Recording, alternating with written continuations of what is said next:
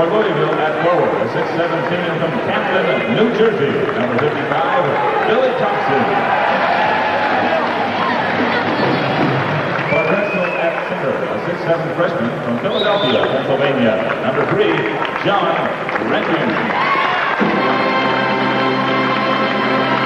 For Louisville at center, a 6'9" freshman from Savannah, Georgia, number 43, Curtis Emerson.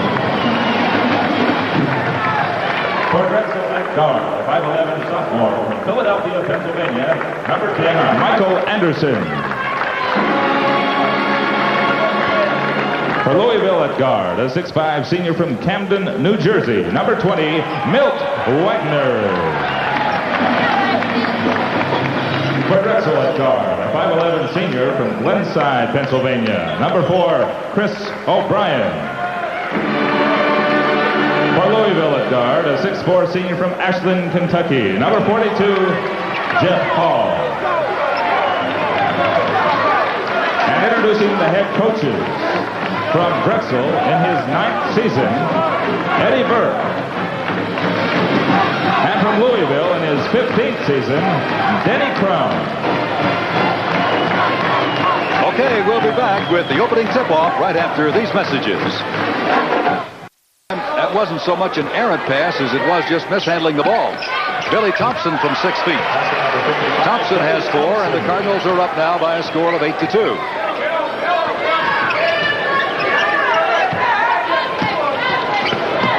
This is Rafferty. He's a pretty good baseline shooter. Michael Thompson.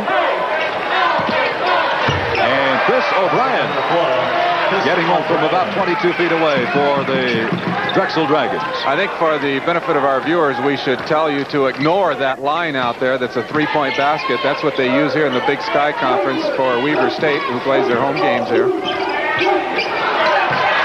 Well, there's a turnover as Crook couldn't hang on to it, and Michael Anderson comes up with a loose ball. O'Brien from 15 feet. Well, I'll tell you what, Drexel has shown me one thing. They can shoot the ball, Lynn.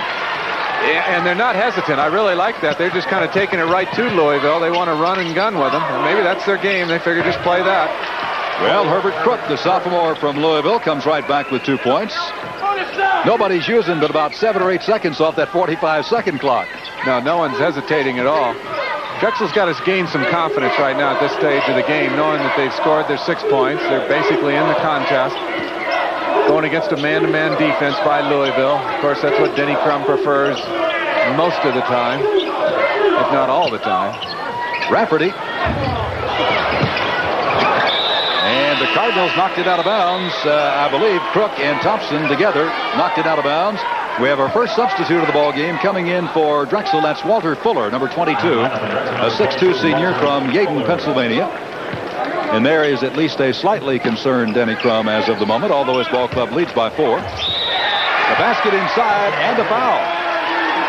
A basket by Rankin. I'm intrigued by that substitution. They took their best player, perhaps, Michael Anderson, out of the game. And I think the reason Eddie Burke took him out was that he looked nervous out there. And he made that double dribble. That's just not a kind of play that he would make. So I think he wants to just set him down, rest him for a while, and then bring him back, and he'll be more relaxed.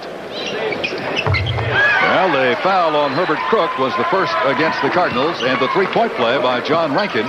And suddenly Drexel is now within 1 at 10-9. Kind of a trapping zone here employed by the Dragons.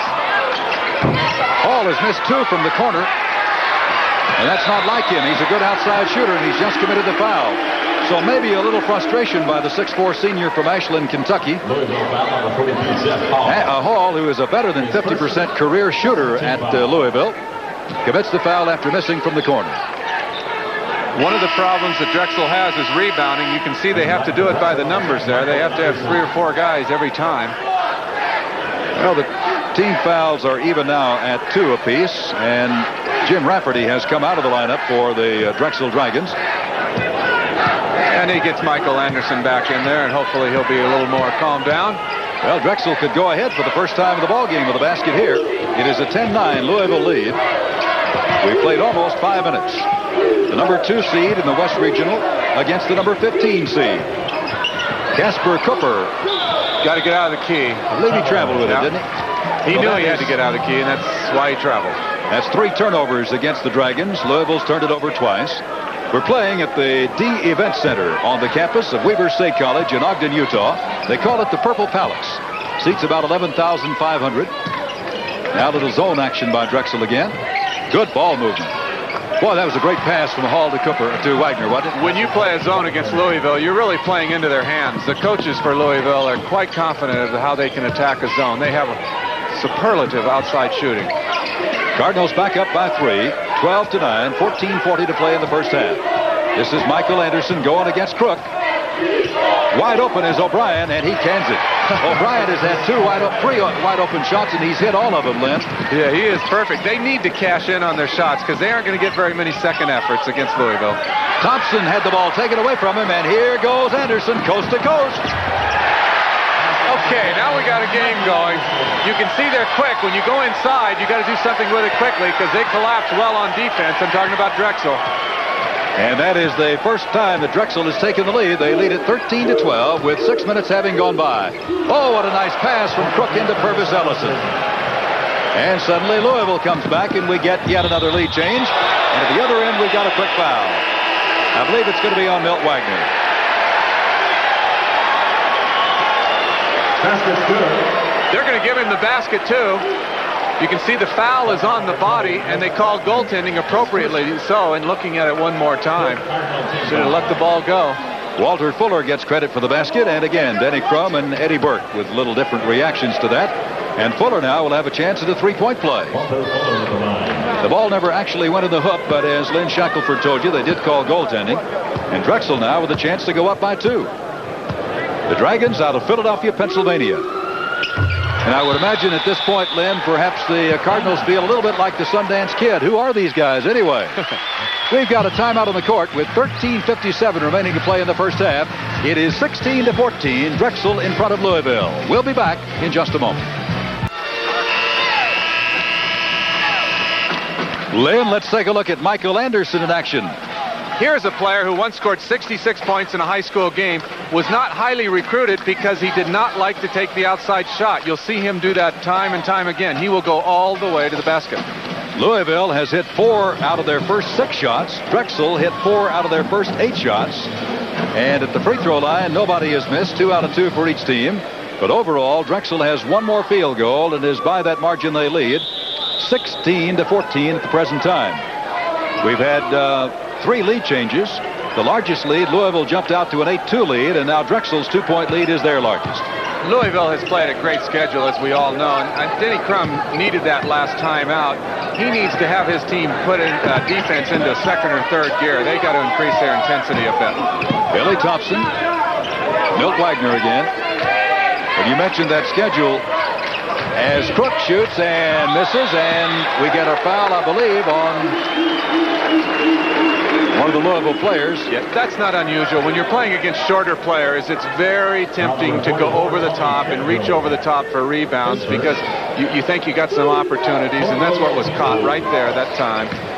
That's Tony Kimbrough, who's come to the ball game, picks up the foul, the freshman from Louisville. And it is a 16-14 Drexel lead. And look at Anderson go inside and dumped it off nicely to Rankin, and he got out of there. But still a great penetration by the little guard and dumping the ball off to Rankin. And what a play, although he picked up a foul. Fuller really went after the basketball. Yeah, I hope Fuller's not hurt, and the same could be said for Wagner. That was clipping. Fuller has a groin pull, but he didn't look slowed down any on that one. Yeah, he just clipped him. Yeah, he actually got Fuller more than he got part of the ball. Louisville's committed 14 fouls. Drexel has committed 3. Now against the Drexel zone, Billy Thompson, Milt Wagner, Tony Kimbrough, Ellison playing on the high post, and Crook running the baseline. Kimbrough. What a nice soft touch by the 6'7" freshman out of Louisville, and we're tied. That may be our first tie of the ball game. It is the first time we've been tied. Look at Anderson go inside. Holy cow! 5'11". Frank, he just goes around anyone, and as soon as someone else picks him up, he'll go around them. Purvis Ellison may have been fouled. I believe he was by Casper Cooper. I think they're going to have to take a lot of fouls like that, which means they'll get in foul trouble. Also means eventually Louisville will get to the line a lot, but once Ellison gets the ball in there, he's in trouble, so you foul him quickly before he's in the act of shooting. Drexel leads it by 2, 18-16, 12 minutes, 41 seconds to play in the first half. That is the 4th team foul on Drexel, so we're all even in that category. Wagner from 22 feet. Wagner cans it. That is his 2nd basket of the day. And here is a quick steal by Billy Thompson. Feeding it off to Kimbrough. Back inside to Crook for 2. So 2 quick baskets by the Louisville Cardinals, and they're back in front, 20-18. Well, we heard earlier, Lynn, that Duke, the #1 team in the country, was trailing by 3 at the end of the first half. So this kind of development in the first round of the regionals is not always a great surprise. Oh, that's what makes any part of the NCAA tournament exciting. Is here's a couple teams that Denny Crum told me before the game, I don't know anything about this team. I couldn't even get a tape on them. John Rankin, the 6'7" freshman from Philadelphia. And it's tied at 20, and we've had a total now of 3 ties, tied at 16, 18, and now at 20. About 11 minutes, 45 seconds to play in the first half.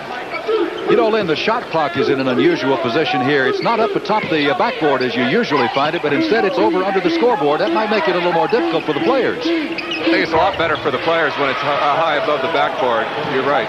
Billy Thompson gets his 3rd bucket of the day, and there's the shot clock over there under the scoreboard, down about 2 feet off the floor, and with photographers all around it, that could be a problem. Could be, although the way these teams are playing, the 45-second clock, they wouldn't even need a 24-second clock. They're putting it up in a hurry. Watch Anderson. He'll try to drive every time. Boy, you had to see the look in Kimbrough's eyes, too. Kimbrough says, where's this guy going to go next? Louisville's doing a good job this time now, sagging in a little more on defense. That's the one outside shooter so far. Here's Anderson. O'Brien. 10 seconds on the shot clock as Fuller took it to the hole and missed the layup. Ellison grabs the rebound. Here come the Cardinals. Score is 22-20. Correction, 24-20 as Wagner gets his 6th point of the day. The winner of this game will play the winner of the 2nd game this afternoon here at Ogden between UTEP and Bradley. That game will come up on Saturday. Wide open Fuller. Doesn't miss. I have not seen Drexel miss a wide open shot yet, Lynn Shackelford. And they get those outside shots that are wide open because of some very good passing, or when they drive, they just flip it out to the open man when the defense sags. Troy Stribling getting ready to come in the lineup now for Drexel. Thompson bumped inside, and Anderson now has picked up his 2nd foul. 3 subs coming in the lineup for the Louisville Cardinals. You've got Mark McSwain coming in the ball game. Also Kenny Payne, and back returning is Jeff Hall. As Ellison, Wagner, and Crook all sit down. Chris O'Brien is out of the lineup for Drexel as Stribling comes in. It is 24-22, Louisville by 2. We're almost to the midway point, 10 minutes remaining in the first half. This is Payne, Hall, Thompson from 19 feet. Thompson now has 4 buckets and leads all scorers with 8 points. And Louisville has a 4-point lead again. They have led by as many as 6.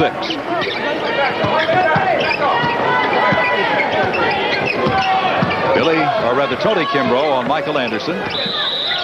Foul away from the ball. Yeah, they were really positioning inside, and they're going to assign it to Casper Cooper. It was just a matter of which one the official saw, because they were both really fouling each other for position inside. That is 16 fouls, and the second against Cooper, who has fouled out 9 times so far this year. With 9 minutes and 39 seconds to play in the first half, there's a timeout on the court. Our score, the Louisville Cardinals of the Metro Conference 26, and the Drexel Dragons of the East Coast Conference 22. It's provided through Fugazi International Travel, the official travel agency for NCAA championships. Well, it looks like Tony Kimbrough ran out of air in a hurry at this 4,300-foot altitude, Lynn. Sure did. I think part of that was the fact that he just came in there and was playing with great intensity on defense against little Michael Anderson, but that means a lot of running around, and it can get to you in a hurry. I think he'll adjust, though. Next time he goes in, it won't bother him as much. Anderson almost tipped it himself and did succeed in seeing Payne knock it out of bounds. You can see that Duke, the #1 seed in the East, advances with a 7-point win, but not as easily as many expected. They will now play Duke, the winner of the Old Dominion West Virginia game. They were down by 3 at the half, incidentally. Listen to these shooting percentages, Lynn. For first-round tournament action, these teams are not tied at all. Louisville, 12 out of their first 15 for 85%. Drexel, 10 out of their first 16 for 62%. And suddenly the scoreboard clock says we're out of time, and I am not sure where they'll reset it. It's 26-22, Louisville in front, but tremendous shooting percentages. 85% for Louisville and 62% for Drexel. Okay, we've got it reset. Yeah, they're going to go down to 38, I think, 9:38. Our 3 officials again today are Mike Tenko, Tom O'Neill, and Jerry Petro. Louisville raced out in front, got to an 8-2 lead, then Drexel eventually tied it at 16. The lead has changed hands on 3 occasions, and Louisville now has a 4-point spread. Don't be confused by that scoreboard, and it says second period. We're still in our first half here. All right, we've got a little bit of a change for Louisville as Kevin Walls is now doing the work on Michael Anderson. And we've got a foul on the... No, we've got an out-of-bounds play against Rafferty. He stepped out of bounds. So on the turnover, the ball will come back the other way. And let's see how many times Drexel turned it over. 6 times now. Louisville's turned it over 5. There we go. Boy, what shooting percentages. This is Kenny Payne with the ball. And we've got a foul away from the ball called on Louisville's Mark McSwain. So McSwain picks up his first foul. That is number 5 against the Cardinals, but nobody has more than 1. For Drexel to stay in this game, they have to keep shooting accurately, and I think they're going to have to start cutting down on their turnovers a bit. Louisville, if there's a problem they have in their game, it is turnovers. Michael Anderson gets it inside beautifully, and there was a goaltending call. And Rankin gets his 3rd basket on the goaltending call against the Cardinals. It's 26-24. Thompson doesn't say anything. I think he's the player that makes this block, or in the eyes of the official, goaltending. And yeah, it looked like it could have been on its downward flight. Tough to tell from our angle down there. Louisville up by 2. 8 minutes, 59 seconds to play in the half. Payne shooting and missing. And I believe that we've gotten Fuller underneath the bucket for a foul. Walter Fuller picks up his second. That's number 7 now, so Louisville is in the 1-1. There's Denny Crum. And so the Cardinals are in the bonus situation with 8:55 remaining in the first half. Do you suppose Denny Crum learned that rolled-up program from his former tutor? Yeah, he's learned a lot of things and has employed them successfully at Louisville, things he learned from John Wooden. He played for John Wooden, and he coached under John Wooden. And I was talking to some of the assistants last night, and I said, does he still use 3x5 cards during practices? Oh, yeah, that's a John Wooden trait. And I noticed a few other things he has done. And I'm anxious to see Drexel use the man-to-man defense more, so I can see Louisville run their high-post offense, which is what I was so familiar with at UCLA under John Wooden.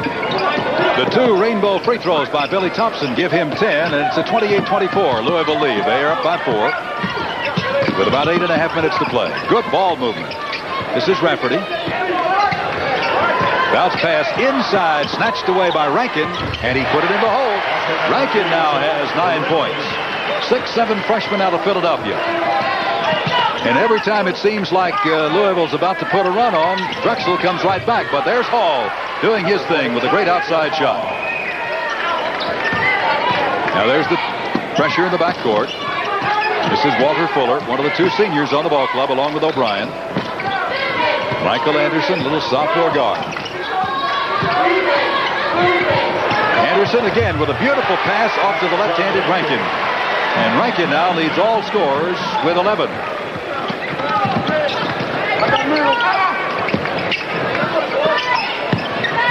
7 minutes and 50 seconds to go in the first half. And the basket by Mark McSwain will put the Louisville Cardinals up by 4, 32-28 over the Drexel Dragons here in the first round of the West Regionals at the D Event Center on the campus of Weber State College in Ogden, Utah. And that's what Drexel's been doing. Jim Rafferty continues to hit well from the outside. Yeah, the Drexel Dragons from Philadelphia are shooting awfully well right now. And Louisville, again, I just think has to increase their intensity on defense, or they're in for a tough game. We have had 4 lead changes in the ball game. And although there's the steal by Michael Anderson, here goes the little guy. 2 men on him. Nobody there to stop him. Anderson goes coast to coast for the second time. That's the problem that Louisville has had. Even though they've won their last 11 games, 15 of their last 16, they make a costly turnover, and it just indeed cost them. 4 times we've been tied here in the first half. It's tied again at 32. Louisville and Drexel. Louisville, the number 2 seed. Drexel, the number 15 seed in the West Regional. Jeff Hall, who missed his first couple of shots, was taken out for a while, has come back in now. Louisville has had no trouble getting off good shots like that. And then rebounding, they've got certainly a big height advantage. They're going to score in this game throughout. Kenny Payne missed the shot. Mark McSwain put it back in. And the Cardinals are up by 2, 34-32. Getting close to the 6-minute mark. Rankin's shot won't go. And again, the defensive board pulled down by McSwain. Fast break. Payne had it taken away from him by Troy Stribling. Here's Anderson. They've got a 3-on-1 break. No doubt about that one. They had the numbers, Lynn. Louisville looks very slow getting back on defense, and now the crowd in general here at the D Event Center starts to rally around the underdog Dragons from Drexel. And we're tied for the 5th time here in the first half at 34 with the clock down to 5:53 remaining in the first half. Coaches were scared of the alley-oop that time. That was Louisville design play. Rankin picks up his first foul. Now Milt Wagner and Purvis Ellison come back in the lineup for the Cardinals. Well, in fast break points, Lynn, Drexel leads 9-0 in points off the fast break here in the first half. Yeah, they have no trouble executing the fast break. They're very comfortable at doing that. 5 minutes and 49 seconds remaining to play in the first half. It is a 34-34 tie between Drexel and Louisville. So there's a timeout on the court with the score tied, Louisville 34 and Drexel 34.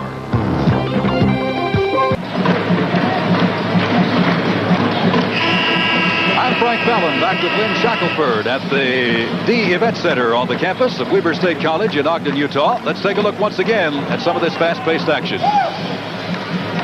You've got to be quick, because the Drexel players have quick hands, and if you aren't, they'll take it from you. And then notice that transition going from defense to offense. They don't waste any time. They can really adapt in a hurry doing that. Then that was the 7th assist for Michael Anderson here in the first half. Certainly enough to bring a smile to the face of Eddie Burke, the 40-year-old head coach at Drexel. Billy Thompson, who leads Louisville scoring today with 10 points, now number 11, shooting the 1-and-1. That foul just before halftime was the 7th against Drexel. Drexel is one of 4 teams from Philadelphia in the NCAA tournament. Louisville is one of 3 teams from the state of Kentucky in the NCAA tournament. So we got some hotbeds of basketball here playing against each other. Herbert Crook, the 6'7" sophomore for the Cardinals from the city of Louisville, checks back into the lineup. And Billy Thompson sits down. Kind of interesting, that shot we had a few moments ago of Tony Kimbrough getting the oxygen. Some of the coaches were a little bit worried about that at the 4,300-foot altitude here at Ogden. But I think as much as anything else, Lynn, they were worried that their players were thinking about it. Yeah, it's been my experience at altitude that the first few times up and down the court, it really gets to you. Then you adjust, and you don't think about it much after that. Rafferty. Drexel has now hit 17 of their first 24 shots. That's better than 70%. Louisville is 15 out of 20. That's 75%.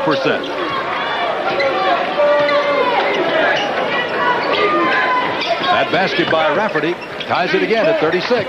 There's that high post offense that John Wooden used so successfully. And Denny Crum even played with it at UCLA. McSwain missing the shot. And the foul may be charged to... Well, let's see. I'm trying to see who that foul was on.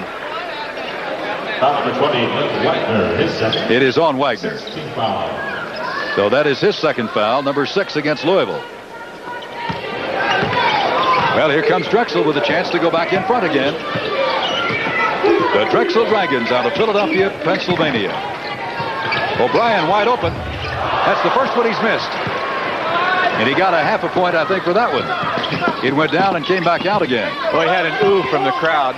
That's one other thing I'd like to point out. In the NCAA, you're always playing in front of intelligent basketball crowds. A lot of coaches and officials and knowledgeable fans. And I think as a player, you appreciate that, and it makes you play at a higher level. Wagner made a bad decision that time, or either Rafferty wasn't ready for it. Back at the other end a moment ago, that was Wagner who took the long outside shot, had it missed, and rebounded by Casper Cooper. So here comes Louisville with a chance to go back out in front. 4 minutes, 29 seconds to play in the half. 36 all. 1-2-2 zone now for Drexel. This is Kimbrough, who's back in after getting some oxygen. The shot from the side missed. Is it a charge or a block?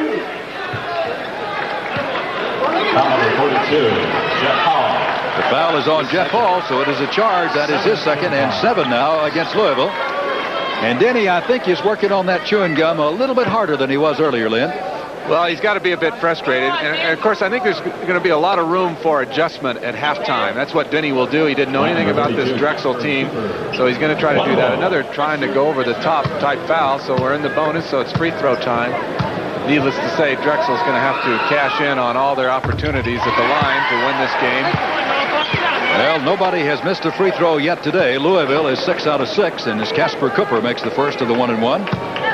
Drexel is 3 out of 3. Both teams with their starting lineups in there right now to finish the half, with the exception of Louisville, who has Kimbrough in place of Billy Thompson. Well, the lead has changed hands now for a total of 4 times, as Drexel is back up by 1, 37-36, with 4 minutes to play in the half. This is Wagner. Kimbrough inside to Crook. He hooked it but was fouled by Rankin, his second. So suddenly Drexel has at least a mini foul problem. They've got 4 players with 2 fouls apiece. Good point. With the last, we're just under 4 minutes to go here in the first half. It'll be important to see if they can stay out of foul trouble from this point on, because if they can, it's going to be real significant in the second half. And Eddie Burke, the head coach at Drexel, is aware of that. Real likable guy. Herbert Crook, slender sophomore out of the city of Louisville, and that is the first free throw missed by Louisville. So we've had back-to-back misses, with Drexel hitting their first 3 without missing, and Louisville hitting their first 6 without missing. And Crook gets this one, and we are tied again at 37. And let's see, that is our 7th tie of the ball game. So we've had a first half with 7 ties and 5 lead changes, and right now it's tied at 37. Anderson feeding it off nicely to Cooper, who missed the layup. Anderson with a rebound. That's got to be over the top on Rankin. And that is the 3rd on Rankin. And so the 6'7" center for Drexel becomes the first player to pick up 3 fouls. Yeah, that is going to be a problem, because they need all the size they can get. Rankin's their tallest player in the starting lineup, and he's got 3 fouls. And so far, interestingly, they don't make a move to take him out of the game here. Well, at the line is Purvis Ellison, Savannah, Georgia, 6'9", 195-pounder. That's his 5th point of the day.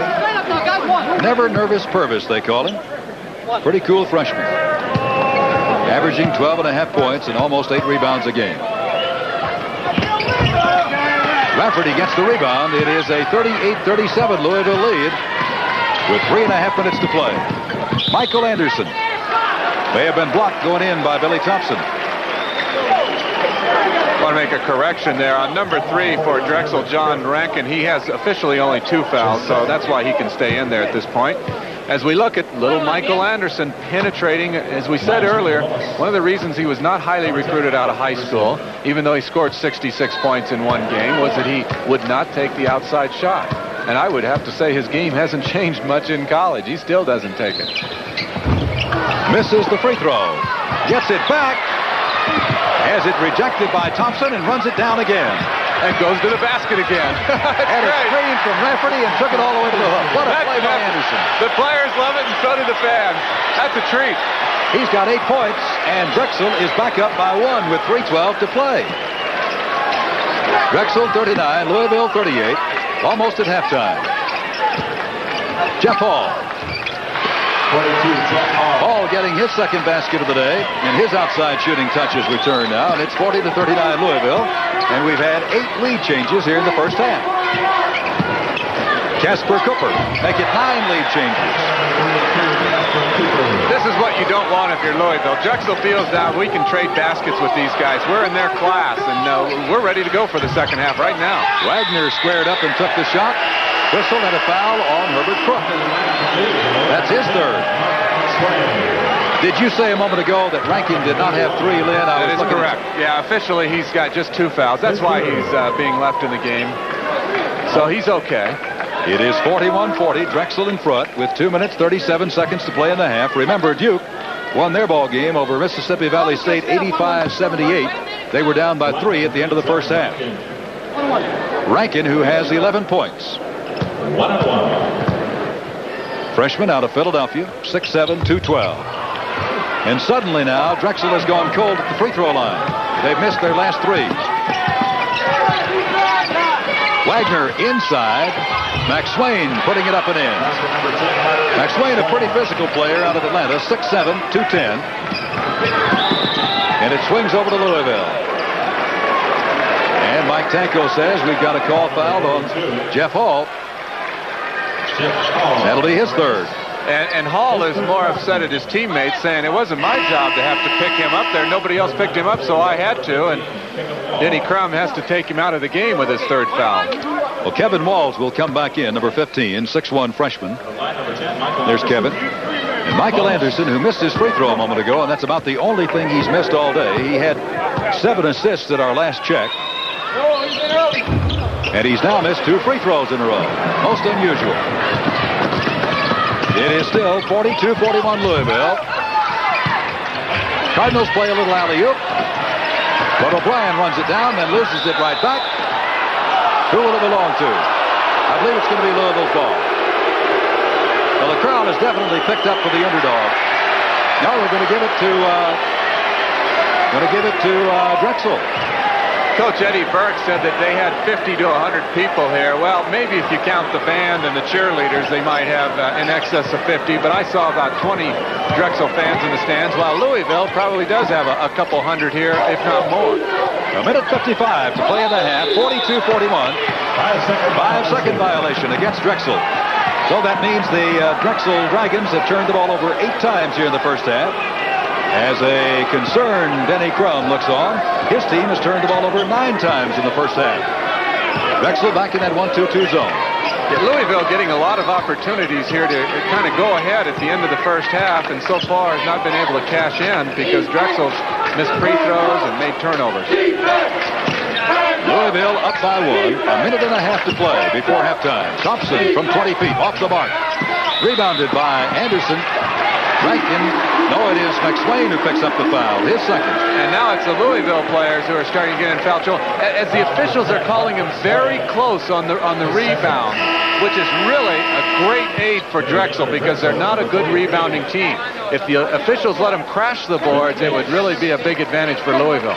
Well, Eddie Burke has just shown us a good coaching move, Lynn. He has taken his center, John Rankin, out as he sits down. Look at those free throws. Drexel now down to 37.5% at the line. Louisville 80%. He's taken his center out to make sure that he does not pick up that third foul here in the last minute and a half of the first half and put Rick Papes in the ball game. Anderson gets his first free throw of the day. He's got 9 points. Yeah, I think if you're Eddie Burke, you're content with the way things are now. You don't care if you're down by 2 or 3 at halftime. You just want to go into that second half with no one in foul trouble. Smart move. Anderson sort of talking to himself there on the line. Well, we've had 8 ties, including our present tie, with a minute 28 remaining to play in the half. Here's a turnover. And Drexel, here's another turnover. Wagner's got the numbers, 3-on-1.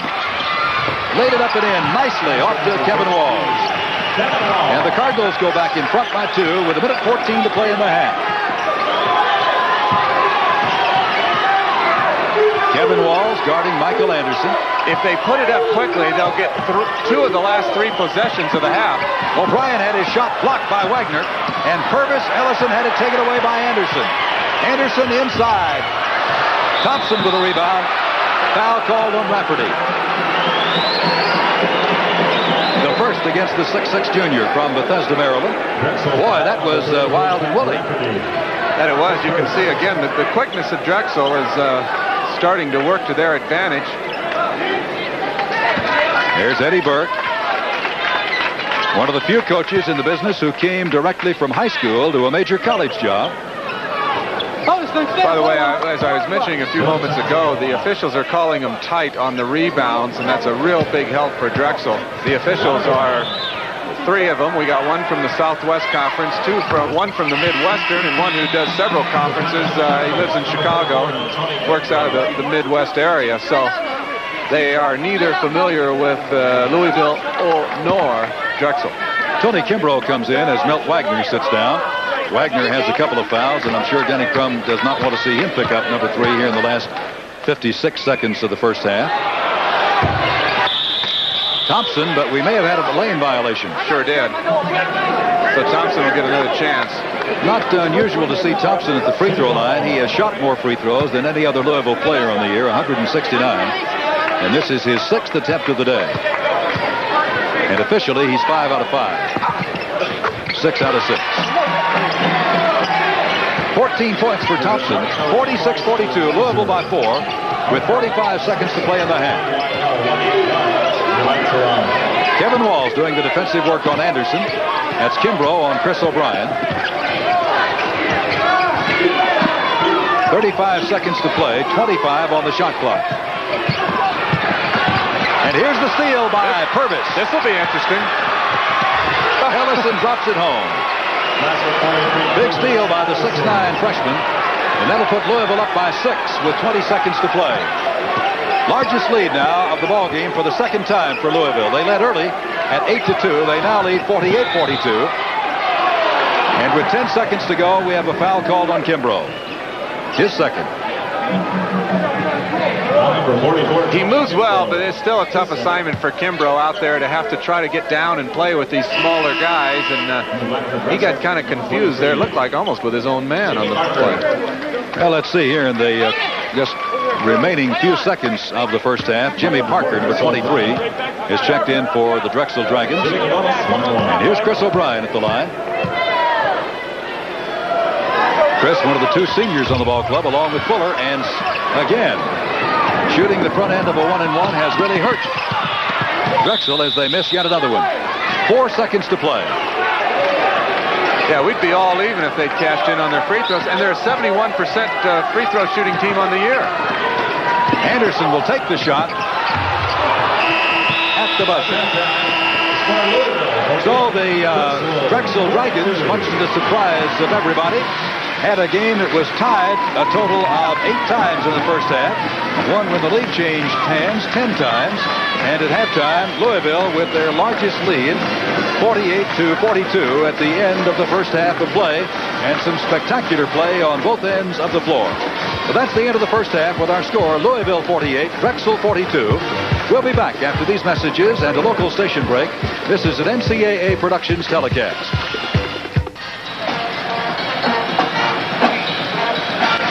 Well, that's the story. As the first 20 minutes came to an end, the Louisville Cardinals had a 6-point lead, their biggest, 48-42 at halftime. I'm Frank Fallon with Lynn Shackelford. And Lynn, an interesting thing, as you and I were adding them up here a moment ago, that 6 points difference is entirely at the free throw line because both teams had the same number of field goals in the first half. That it is. Drexel just couldn't hit their free throws. There you can see on the left under free throws, Drexel 4 of 11, Louisville 10 of 12. The field goal shooting was very even. The rebounds, a big advantage for Louisville, which we suggested would happen. And turnovers, Drexel, I think, committed too many. They have to take better care of the ball. I think one thing to watch in this second half, Drexel against bigger, taller guys playing in an altitude of 4,300 feet. See if they fatigue a little bit. They didn't substitute a whole lot, and maybe that's one of the reasons why they were only 4 of 11 at the free throw line. At the end of the half, they might have tired out a little bit. It's hard to shoot free throws accurately when you're tired. Top individual scores, Billy Thompson. Well, let's look for Drexel first of all. You've got John Rankin with 11 points, 9 points for Michael Anderson, 7 for Walter Fuller, and 6 for Fuller and 4 for Rafferty. And at the other side, Billy Thompson with 14 points leads all scorers. He's been joined by Milt Wagner with 8. Purvis Ellison has 7, McSwain 6, Crook 5, and Hall 4. Foul difficulty, Crook and Hall each playing with 3. Okay, here we go. With Louisville with the ball and a 6-point lead, which matches their biggest of the ball game. This is Jeff Hall, Purvis Ellison. Loose ball, another turnover. Well, that is the 22nd turnover of the ball game, evenly divided a bit between the two teams.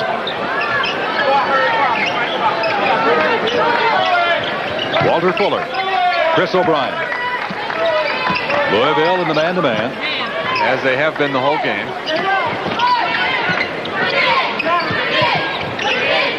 Drexel has not been timid at all in the first half about getting the ball inside and getting the shot off. Traveling call against Casper Cooper. That was more of rather than just an error on the part of Drexel. Credit that with good defense by Louisville, causing that intimidation under there. So here are the Cardinals with a chance to take their biggest lead of the afternoon. They lead by 6 right now. We gave you a final earlier as Jeff Hall shoots and scores, and suddenly Louisville has their biggest lead of the day, an 8-point advantage. We told you earlier that Duke had won their first-round game 85-78 over Mississippi Valley State after trailing by 3 at the end of the half. There goes Anderson, cut off nicely by Hall. O'Brien back to Anderson. Anderson inside, had it knocked away by Ellison. That will be his 83rd block shot of the year. Drexel coaching staff can't believe it. I thought it was a good call. We're going to have a turnover here, I think, on Thompson. Thompson carried the ball. But I thought Ellison made an excellent block down at the other end. However, if you're little Michael Anderson and the Drexel Dragons, I think you got to keep taking the ball to the basket. That's your game, even though you're going to get some blocked. Cooper. And Ellison gets the rebound. So Ellison has gotten a block shot and a rebound in the first minute and a half here of the second half, as Louisville has gone out by 8 for the first time, 50-42. And remember also that Denny Crum had not known much about Drexel. Now he's had a chance to watch him for a half, and he can make some adjustments at halftime. That'll be to his advantage. And we get a foul inside on Cooper. That is his 3rd. We mentioned to you earlier that the 6'4" junior forward has fouled out of 9 games so far this year, and that's been a problem, obviously, for Drexel all year long. They don't really have a lot of depth, and certainly Cooper's 6'4" height would be missed. Thompson gets the putback. 16 points for Billy Thompson. And it's now a 10-point lead for the Louisville Cardinals, who have scored the first 4 points in the first 2 minutes of the second half until Anderson gets it. Little Michael Anderson. Boy, he does it all. That's 11 points for Anderson. Ellison with an air ball. Well, he does it all in that Anderson has committed a foul, hasn't he? Now they're going to call it a held ball, so it'll be alternate possession. That's a break. I thought it was a foul, actually. So the ball will go back to Drexel. O'Brien on the snowbird. Look out. Rejected by Thompson. Caught it on the way up. Yeah, the Drexel coaches again say, hey, how about goaltending? No way. Billy Thompson, the 6'7" senior out of Camden, New Jersey, caught that one on the way up. 52-44, Louisville by 8. They led at halftime 48-42. Winner of this game will play again on Saturday against the winner of this afternoon's UTEP and Bradley game, which follows this one. There's a mismatch, Anderson and Ellison, and Anderson knows it. He goes right around him. First foul of the day against the big guy they call Windex. Louisville has blocked 6 shots so far today. And I know at least 2 of them, maybe 3 of them, have been Ellison's. Cooper, the trigger man, to O'Brien.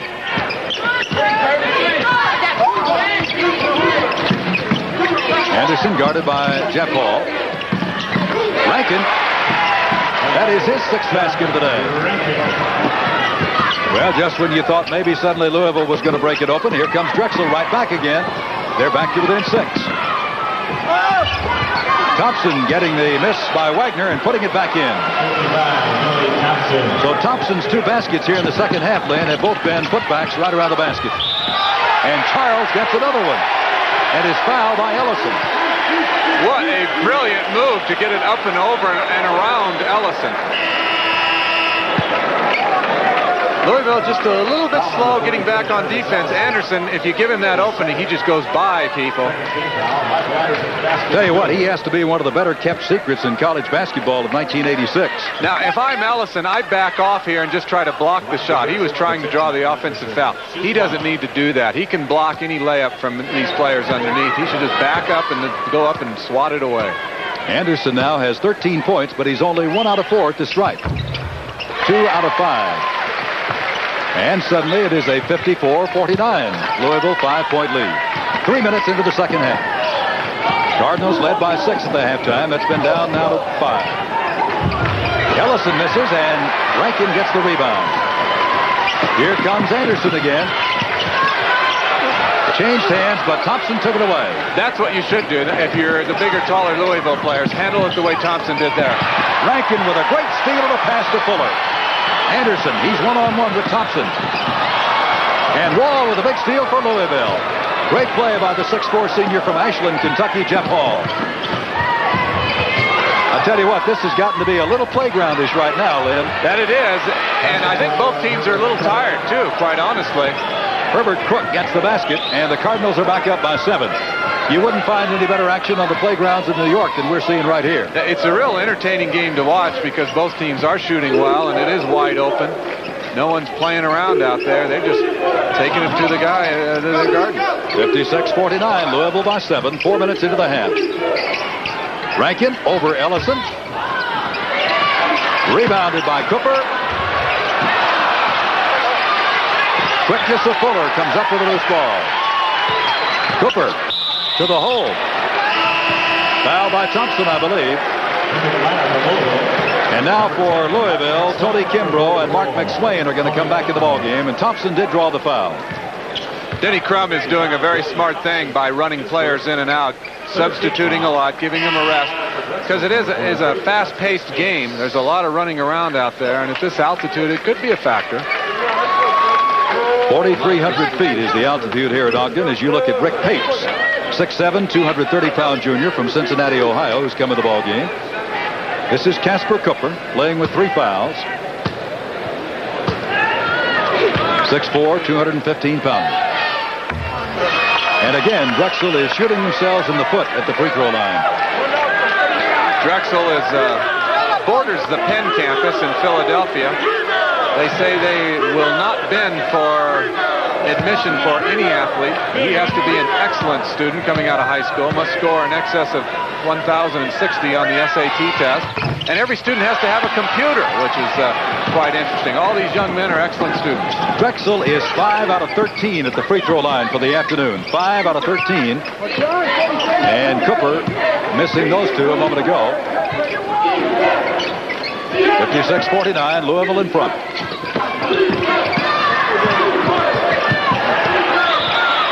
Finally, the foul committed by Walter Fuller. He was trying to pick the pocket of Mark McSwain and finally got inside and committed the foul. Number 22, Walter Fuller. The team fouls, 3 against Louisville this half, 2 against Drexel. And now Pat Rafferty coming back in the lineup, number 33 for the Drexel Dragons. And Walter Fuller limps off a little bit. We have 4 personal fouls that he needs a rest.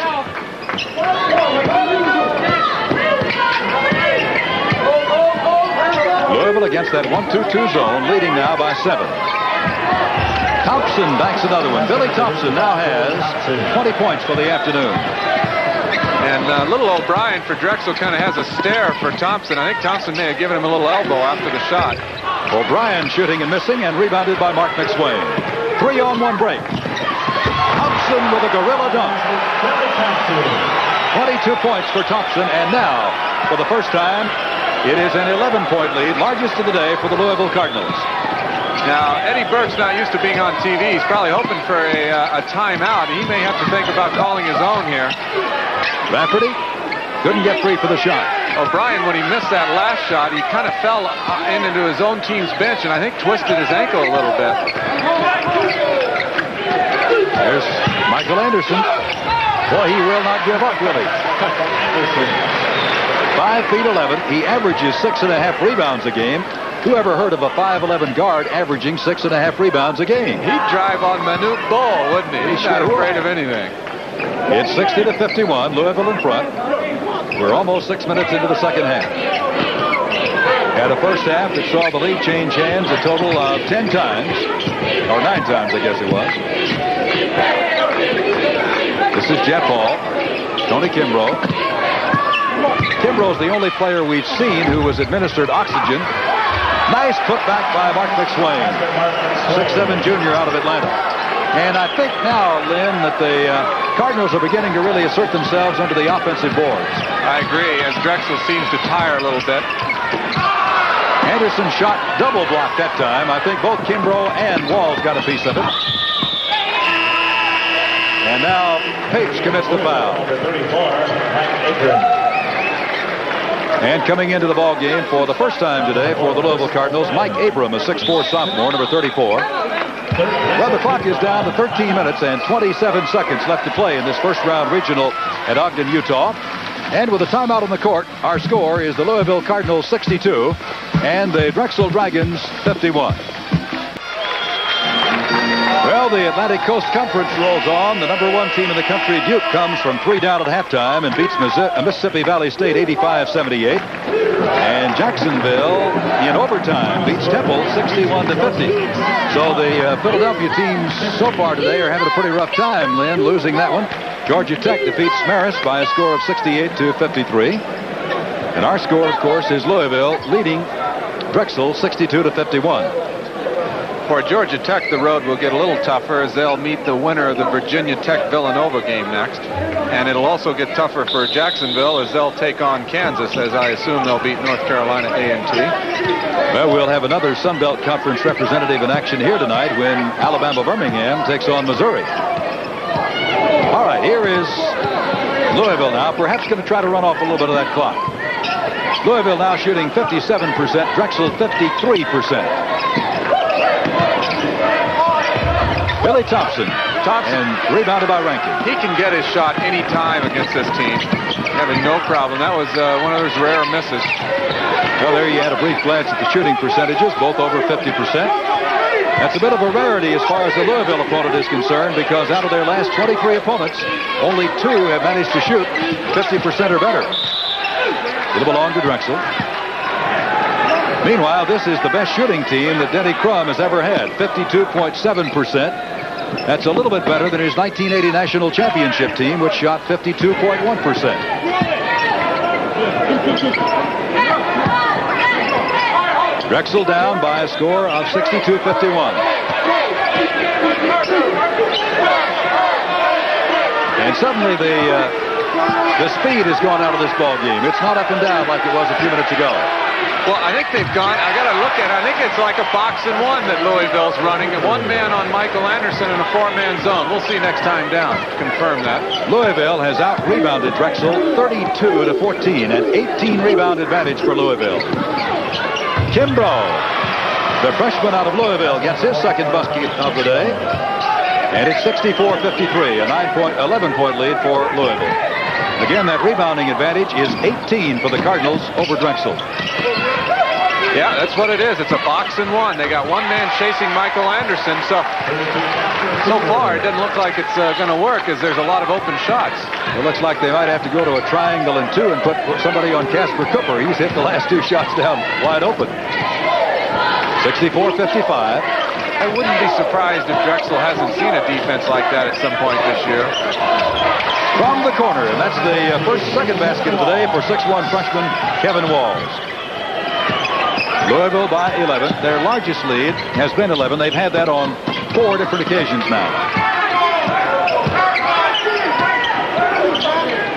66-55. The Louisville Cardinals, the number 2 seed in the West Regional, against the Drexel Dragons out of Philadelphia, Pennsylvania, the number 15 seed in the West Regional. It's like a 1-3 zone defense. Look, they just take Michael Anderson away from the ball, so they're playing 4-on-4 with the others in a zone. You know, I have not seen but about 3 3-second violations all year long, and we just had one call there. Have you seen very many of those this year, Larry? Very few. I think for 2 reasons. One, every player is aware of it today, and secondly, officials are only calling it when it's really flagrant or when it's appropriate. I don't think that a guy just walking across the key slowly should get a 3-second call if he's in there 3.5 seconds. Shot short by Mike Abram. Anderson to Rankin, and he is fouled by Kevin Walls. That's the 4th foul in the second half against Louisville. There's Kevin. Foul on 15, Kevin Walls. His first. Well, Drexel has never hesitated all throughout this game to get the ball down the court in a hurry. Walter Fuller, number 22, back in the lineup for the Drexel Dragons, the 6'2 senior from Yeadon, Pennsylvania. Nice pass inside, and Rankin converts it to 2. They ran that very well. Keep in mind, Fuller comes back with 10.5 minutes left of the game with 4 personal fouls. I think you've got to take that gamble if you're Eddie Burke. He has his only 2 seniors on the floor now in Fuller and Chris Rankin. Or Chris O'Brien, excuse me. There is O'Brien with the ball. Backcourt? No. Not quite. Anderson now, free to wheel and deal. Oh, did he find Rafferty? Rafferty missed the layup. Anderson with as great a pass as you'll ever see. Rafferty missed the layup, and nobody feels worse about it than he does. That can really hurt if Louisville cashes in here. That's this thing they probably could have done to stop the momentum was commit that foul. And Rankin has just picked up his 3rd foul. Oh, what a pass that was from Anderson inside to Rafferty. I don't know whether it surprised Rafferty or not, but it might have. Had to. Well, we're under the 10-minute mark. 9 minutes and 53 seconds remaining to play in the ball game. And the Louisville Cardinals are up now by 9 points. They have been led by as many as 11 with a score 66-57. Well, you're back with us inside the Purple Palace on the campus of Weber State College in Ogden, Utah. My name is Frank Fallon. With me is former UCLA great Lynn Shackelford. And it is a 66-57 lead for the Louisville Cardinals over Drexel. And again, Lynn, among many things you have to go back to is the free throw shooting or lack thereof by Drexel. They're 5 out of 13 at the line. If you just give them 8 more points at the free throw line, they're only 1 point behind in this ball game. Yeah, it's going to be a factor, and I think it'll continue to be a factor as the game continues. Drexel will get a lot of free throws, and they're going to have to be well rested and cash in on their opportunities. Cardinals now have 3 non-starters in the lineup, and there's another turnover. Yeah, they've rested, in particular, Ellison a long period of time. 16 turnovers against Louisville. That's pretty high, even in a fast-paced ball game like this, with still with about 9.5 minutes left to go. O'Brien cans another one. Chris O'Brien, 5'11 senior from Glenside, Pennsylvania. That is his first bucket of the second half after 3 in the first half. Ellison has reported he will be coming in pretty soon. And Milt Wagner has not played a whole lot, but I'm certainly not questioning Denny Crum. He knows what he's doing. He's been in the NCAA tournament. Wagner's getting ready to go report now. Denny Crum may just be kind of coasting to an easy win here and resting for future games. Although you coach a little differently in the NCAA tournament than the regular season. It's a sudden death situation, so you got to go all out there and win every game, I think. Michael Anderson commits his 3rd personal foul, and there comes never nervous Purvis Ellison, the 6'9", 195-pound freshman. Well, what a great situation Denny Crum has got coming up next year. As you look at Milt Wagner back in, he's already signed Felton Spencer, a 7-foot, 260-pound schoolboy from Louisville Eastern High School, and has Barry Sumter, a 6'11 player who started 37 games as a sophomore last year, sitting out this year. So it wouldn't be surprising, I don't guess, to see Ellison go to a forward next year. Oh, I think in their offense he could play forward and play it well. He could be like Billy Thompson down there on kind of the low post if you bring the center out to the high post. Well, Chris O'Brien has just committed his 2nd foul, and suddenly now it's a 7-foul situation for, or 6 fouls rather, for Drexel. Hall, Milt Wagner. 66-59, Louisville in front by 7. 8.5 minutes to play. Wagner. And I believe Thompson just picked up his 2nd foul. 5 against the Cardinals this half. No question as you look at it again, who had the position? He had excellent position. Really just boxed him out. Didn't even have to jump much to get that rebound. And back in the lineup now comes Casper Cooper. He's playing with 3 fouls. Louisville right now has 3 players in the lineup who have all scored over 1,000 career points. Milt Wagner, Billy Thompson, and Jeff Hall have all scored over 1,000 career points at Louisville. This is Rankin. Now this is just a straight flat-out zone by Louisville.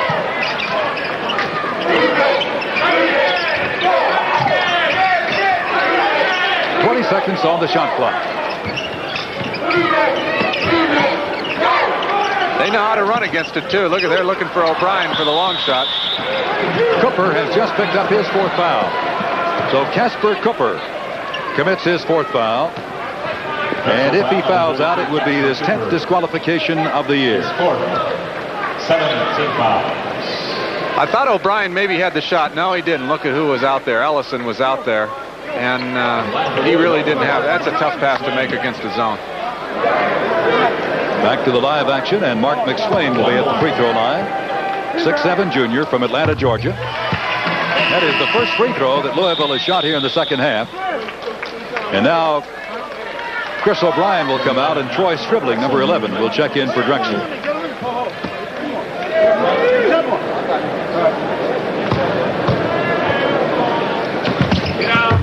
McSwain makes a couple. Well, to this point, Drexel is shooting 54%, and Louisville 57%. The rebounds, 32-17 in favor of Louisville. I would just guess that probably watching this telecast back in Louisville is David Isaacs and all the rest of the Louisville stat crew who will be in Dallas to work at the Final Four. And that now is only, what, 26 days, or rather 16 days away. Rankin missing.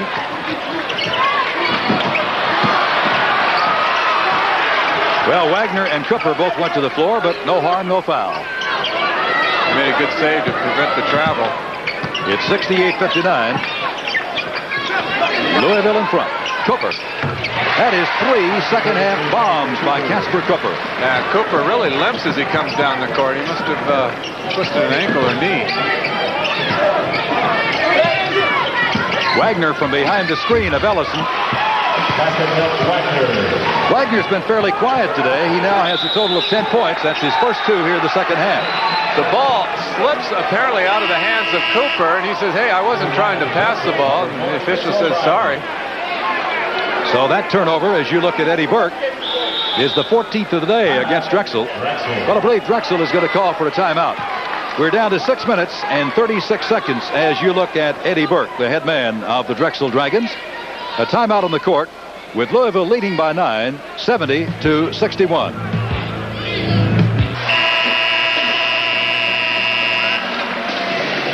Then I didn't ask you earlier, when you took part in the basketball game back in January of 1968, the one that kind of put college basketball on the map, the one between Houston and UCLA, what was Denny Crum's position at that time on the UCLA staff? Denny was an assistant coach at that time, and I think he was involved with coaching the freshman team. In those days, freshmen could not play varsity, and he was very much involved there. And I got to work with Denny in practice my senior year, and the players really enjoyed having him as an assistant coach. He was really a great guy to have around.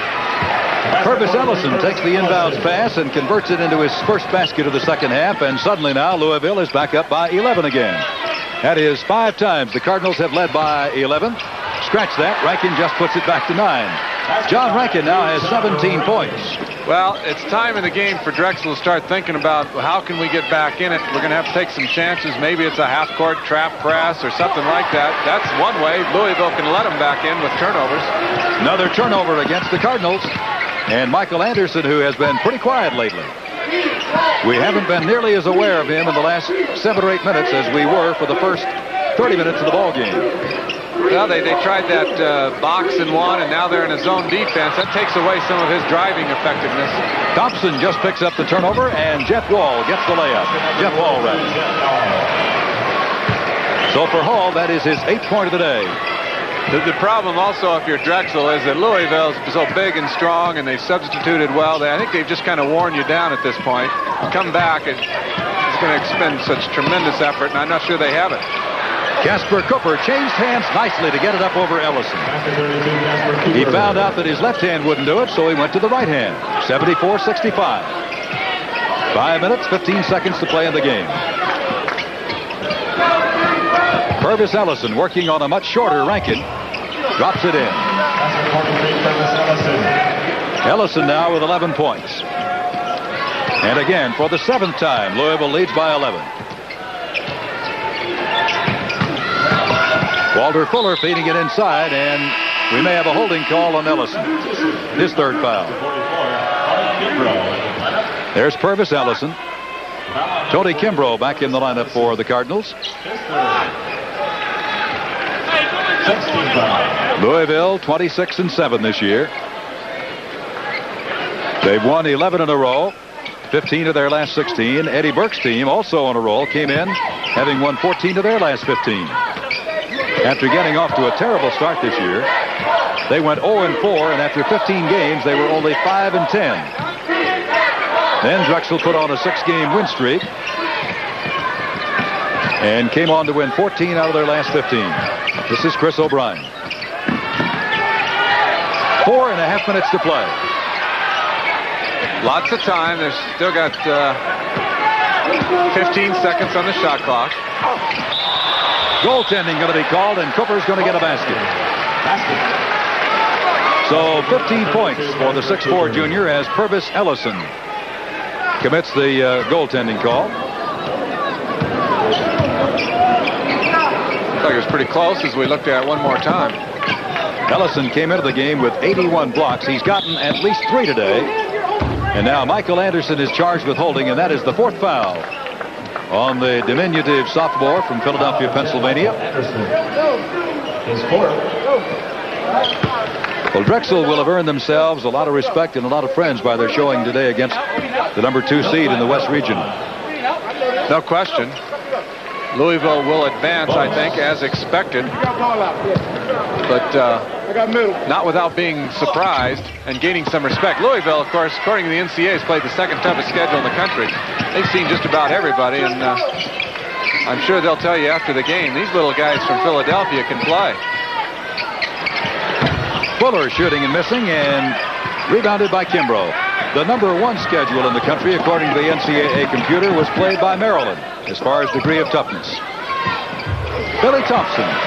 That is his 24th point of the day. Yeah, he's smooth, and you don't notice it. To say that he's got 24 would surprise you. It's off his foot.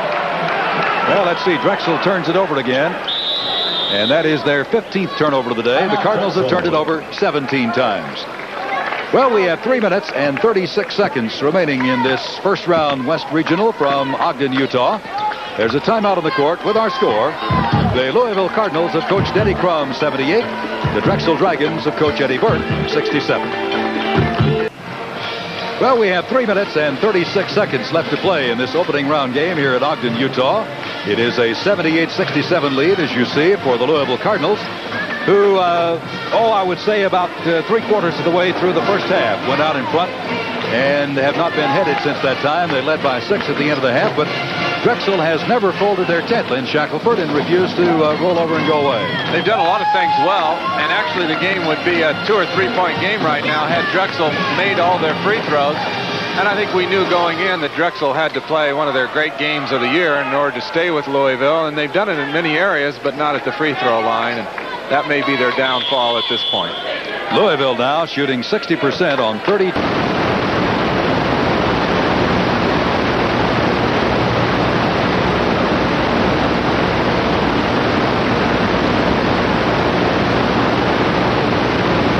He has 7 buckets, but only 1 out of 4 at the strike. Casper Cooper, 6'4 junior out of Hampton, Virginia. Well, they're going to put in Rafferty. I want to see Chris Aronson, the son of Paul Aronson, who plays down there at the end of the bench for Drexel when he does play. You know, I think it was kind of ironic that when Drexel opened the season this year, Lynn, they opened it at Villanova, where, of course, Chris Aronson's dad, Paul, played as a collegiate. Milt Wagner at the stripe. Wagner's been kind of quiet today. That's his 11th point of the day. He comes in with a 14.5 point per game average. One of the more high-profile guards in the country, 6'5" senior. He's 4 out of 5 at the line and has 12 points. 82-71. Now they're all going to make their exit here pretty soon. I think they're going to throw that one at Fuller. Foul 22, Walter. Yeah, that's his 5th. So he will leave the ball game with 9 points. One last word on Walter Fuller. His brother wrote the book and the screenplay for the movie Soldier's Story, and which was, by the way, nominated for an Academy Award for Best Screenplay. Walter is one of only 2 seniors on this entire roster, the other being Chris O'Brien. Gets it ice. They went over in a nice gesture and shook Denny Crum's hand. Oh, yeah, he is really a class act. Everyone around the Drexel program says you've got to meet Walter Fuller. You're going to love him. McSwain at the free throw line. Mark has not missed today from the stripe. He's 3 out of 3 and has 11 points off the bench. Well, there's the first time now that Louisville has finally gotten it up over 11 points. It's now a 13-point lead. After, I believe, 10 different times leading by 11, they are now leading by 13. With 2:25 remaining to play.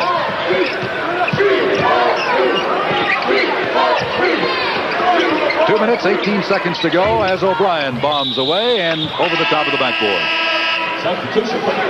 Kenny Payne is coming back in the lineup now for Coach Denny Crum.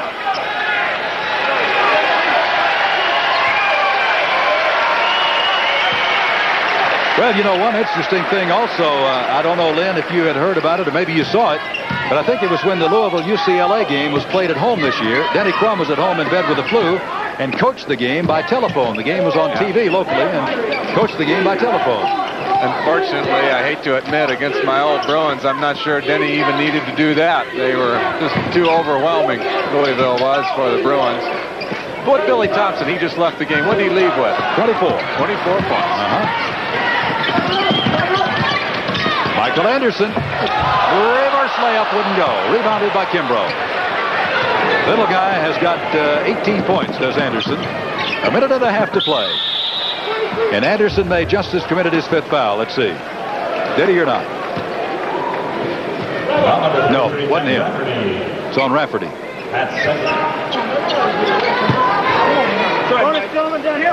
Well, Louisville will advance to a game on Saturday against the winner of the UTEP-Bradley game, which will come later here today in Ogden, Utah.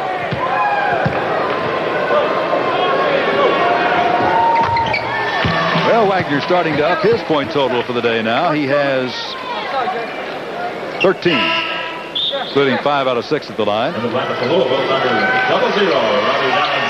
Robbie Valentine, 0-0, making his first appearance, the 6'6" senior. Having to take off the chain. Yeah, he's got to take his chain off. Tony Kimbrough comes out. Denny Crum doing a very smart thing here. He's basically got the game won. So get him out now, rest him. You're going to have to play again on Saturday, and certainly you don't want to have an injury right now.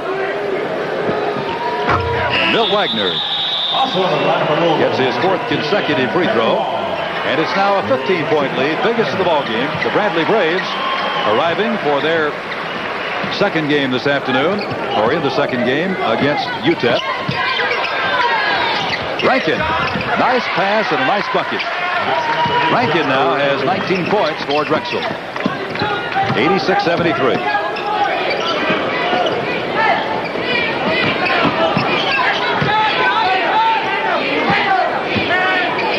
A minute 13 remaining to play in the ball game.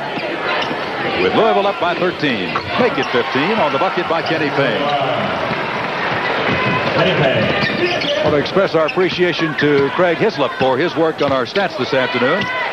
Craig is the voice of Utah State football and basketball, and appreciate that help, Craig, very much. Oh, yeah, he wears many hats up there in Logan. He's also the sports information director. It is an 88-73 lead for the Louisville Cardinals. That's Mark McSwain.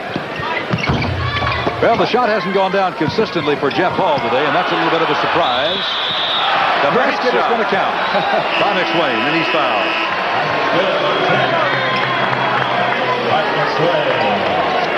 Foul number 3, John Rankin.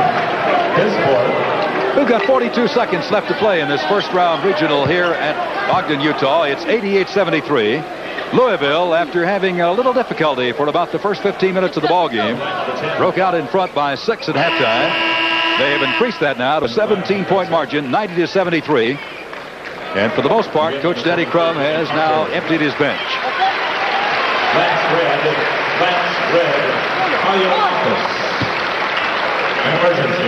And at the free throw line is Mark McSwain for the Cardinals.